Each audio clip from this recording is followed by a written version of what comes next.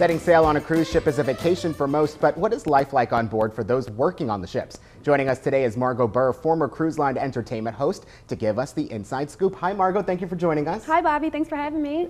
Thanks for being here. So what inspired you to work on a cruise ship? So what inspired me to work is when I was getting ready to graduate college, I had a friend who invited me to go on vacation with them. I'd never been on a cruise prior to that. Okay. I ended up going, and I had such a phenomenal time. I saw the entertainment, the food, the parades, the lights, camera. I was like, this is what I want to do. So I was like, how can I get an opportunity to work on here? Reached out to the cruise director. She told me how to.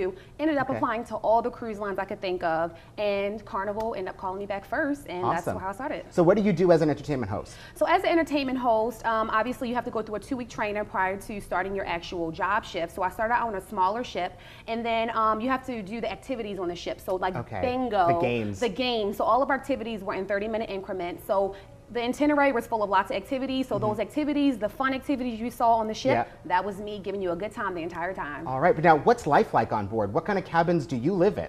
All right, so everybody's living conditions are different, but because I was a part of the entertainment staff, I live backstage. So our living conditions, where I did have a roommate, the rooms were not that big. They were kind of sort of like smaller than a hotel. I'm trying to think, like similar to, if you ever been on a boat that has like a little room and it's really small like that. The shower is super small. The beds, I stayed in a bunk bed. We shared a closet. It was really like... So it's 2 people per room? It's 2 people per room. But if you were a part of the crew, you live below deck 0, it was 4 to a room. Oh, so that's why I was saying it really depends. And they had to share a bathroom. It was like 12 to a bathroom. With me, it was just me and my roommate. How does 4 people get ready to go to work with 1 bathroom? When you're from a country that, you know, is kind of like scarce, you kind of make it work. So that's the kind of conditions that they give you. So what do you do in your off time? When you're stuck on the ship?